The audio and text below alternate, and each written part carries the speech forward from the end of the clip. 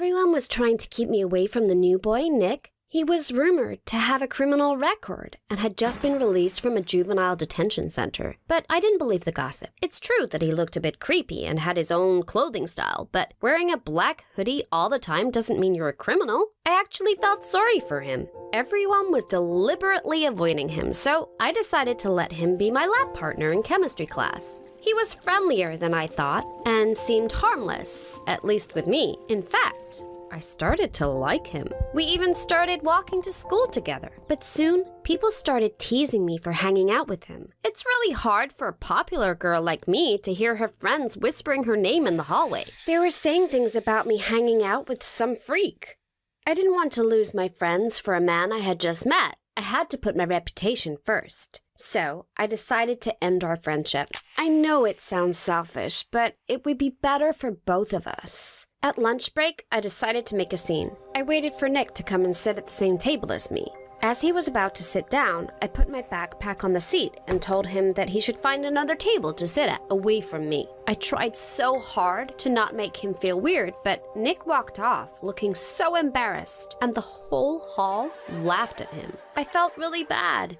I told my best friend Claire, and she told me not to worry. Claire and I have been friends for a year, and I trust her more than anyone. Ever since she and her mom moved to the suburbs of the town, she's been coming over to my house almost every day. Me and her have so much fun together, and she even gets on well with my mom and dad, especially my dad. Sometimes I think she gets on better with my dad than me. She always talks about how cool and funny he is. I thought for a while that she had a crush on him, but I was probably making a big deal out of nothing. It's most likely she's just jealous, as she hasn't got a dad of her own. Anyway, back to Nick. The next day, I thought things would get back to normal, but I then noticed Nick kept glaring at me in class. Maybe he was still upset with me, but I didn't want to ask. I didn't want to be seen talking to him. That afternoon, I was going to meet Claire to hang out. I just needed to put some books away first, but when I got to my locker, I saw it was unlocked. I knew I had locked it that morning. Someone must have broken in, but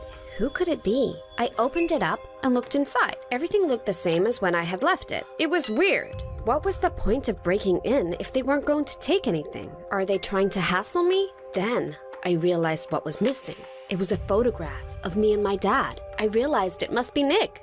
That creep had broken into my locker and stolen a picture of me. When I told Claire, she laughed at me and told me I must have left it unlocked. But I wasn't so sure. I couldn't prove it was Nick, but I had the feeling it was. Over the next few days, other strange things happened. I kept getting calls on my phone from an unknown number, and when I answered, there would just be someone breathing down the phone and they would hang up. Then, I got in trouble at school for not completing my English homework. I knew I had put it in my teacher's tray, so someone must have removed it, so I would get into trouble. But the weirdest thing that happened was that I kept getting junk mail through the post, and loads of emails from companies I had never even heard of.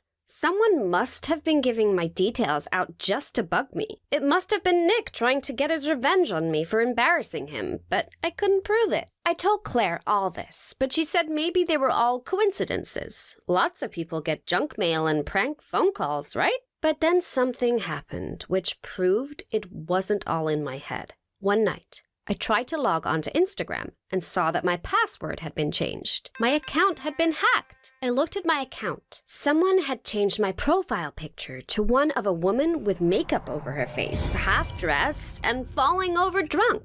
Someone had edited the face to look just like me. I was so upset. And there were other photos on my profile too, ones taken with my webcam without my knowledge. I called Claire in tears. I didn't know what to do, so she reported my account so the pictures would be taken down. But before it was removed, I saw all of the horrible comments from people at my school. I was so embarrassed. Now I had to convince everyone it wasn't me. Could you imagine being in such an awkward situation? The next night was the scariest incident by far. I had to stay late after school to finish an art project. By the time I left, it was getting dark. As I walked home, I kept glancing behind me as I thought I heard someone near. Then, I heard footsteps. I quickened my pace until I was almost running. As I turned a corner, I glanced behind me. There was someone wearing a black hoodie, hiding their faces. It was Nick. He had his hands in his pocket and was holding onto something. Was it a knife? I ran straight across the road towards my house. A car was heading right towards me and had to make an emergency stop. I heard its horn go off and someone shouting, but I ignored it. I ran up my driveway. I was so close to home. But then I saw something I couldn't quite believe. Nick was stood in the dark on my doorstep. How had he managed to get ahead of me? I ran into my neighbor's garden and hid behind a bush before he could see me. I crouched in the dark for ages until I saw Nick walking around looking for me. I was so terrified. Was I about to be murdered? Nick looked from side to side, then assuming I wasn't there, walked away. Then I saw my dad's car pull up in the driveway. I was so relieved. Nick was right in front of the car. My dad would see him and I could tell my dad everything. Dad got out of the car and walked over to Nick. Then the most shocking thing happened. Dad smiled at him. The person pulled down their hood and I saw it wasn't Nick who was chasing me. It was Claire. Why was she wearing a hoodie like Nick? And why was my best friend following me? Was this some kind of sick game? Dad invited her into the house. I stood in the garden for ages, not sure what to do. Claire was the one harassing me all along? Why was she doing this? After a while, I plucked up the courage, ready to head inside. When I got in, Claire was sitting at the table, and Dad was getting ready to serve us dinner. Claire acted like nothing had happened. The hoodie she had been wearing was gone. She must have hidden it outside. I ate the meal and made conversation, but inside I was so upset and scared. As soon as Claire went home, I told Dad everything, but he laughed at me and told me that I must be making it up. He told me that Claire was a sweet girl and would never do anything mean to me, especially trying to scare me. The next day, I was too scared to go to school. I lied to Dad and said that I had a stomachache. I don't think he believed me, but he let me take the day off anyway. By the afternoon, I knew what I had to do. I headed over to Claire's house. I knew that if I looked through her room, I could find the evidence that she was harassing me. I biked over to Claire's house and looked for the spare key. I knew they kept it in one of those fake rocks and soon found it. I let myself into the house and shut the door. It was so easy. I headed to Claire's room. I had been there loads of times, but this time it felt different. Her room looked so normal, and I felt a pang of sadness when I saw a photo of us on her pinboard. Perhaps I was mistaken all along. Claire was my best friend. There was no way she would be so mean to me.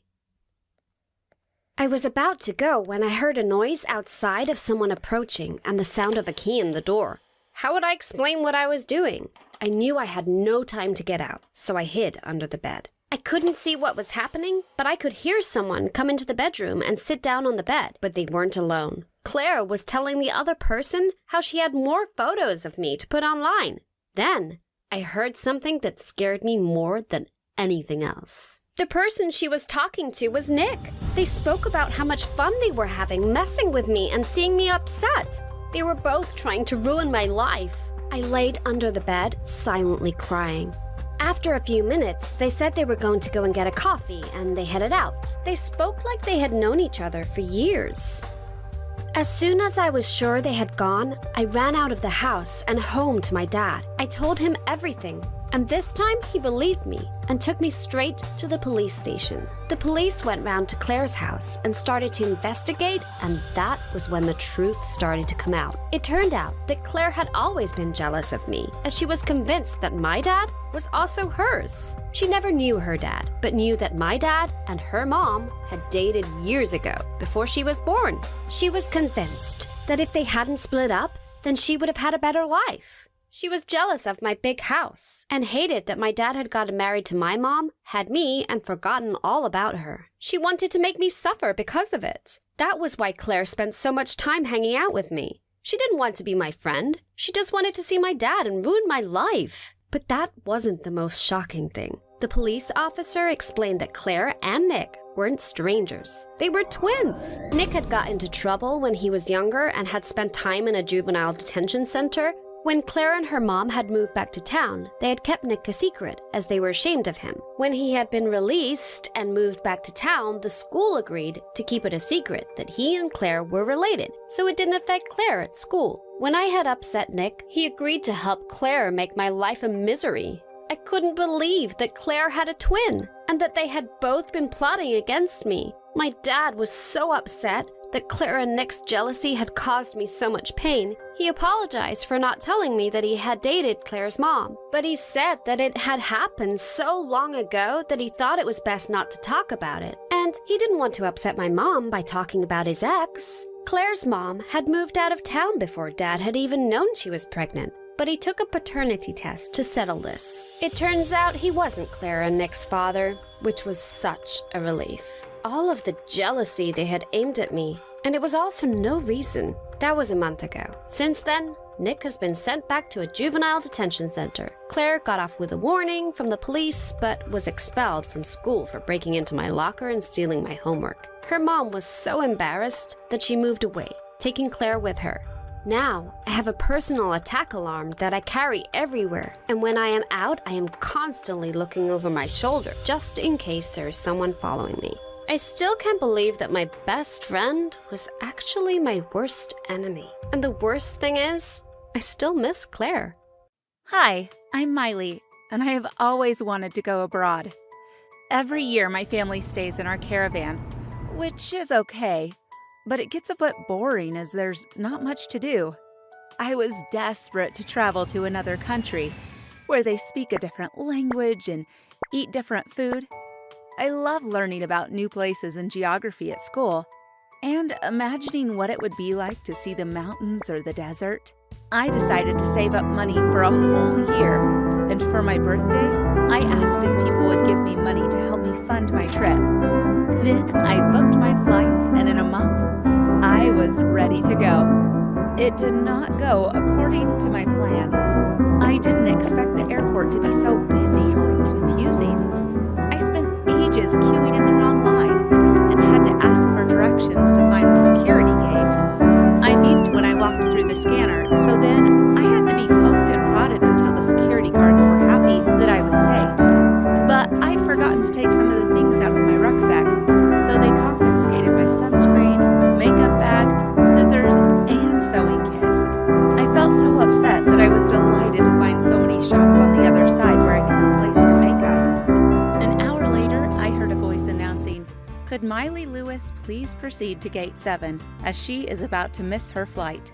That was me. In a panic, I sprinted to the gate, losing my scarf on the way, and made it only just in time, exhausted.